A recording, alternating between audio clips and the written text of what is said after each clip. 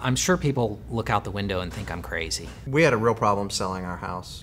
Because I walk around the outside and I'm literally like, okay, how am I going to shoot this house? Nat called us and said, why'd you take your house off the market? You know, how am I going to present it in the best light possible? He actually found us. He called me on the telephone, set up an appointment. And I'm kind of thinking in my mind, like, what's the best time of day to shoot photos, and do I need to come late in the afternoon? And I'm kind of envisioning the marketing of it before I meet them. Nat really didn't have a sales pitch. He came in very confident with a plan. I'm really just there to find out all that I can about the house. Telling us exactly what we could expect from the process. He did a lot of research on the market, really armed us with information. I ask a lot of questions. They'll know their home better than I ever will. He didn't have to sell us on the process or working with him. He just came in telling the truth, and he was an honest guy, and he showed us that he was the guy for the job. I have an art background, and so I love being creative, and I've created a brochure and sort of a marketing plan. So typically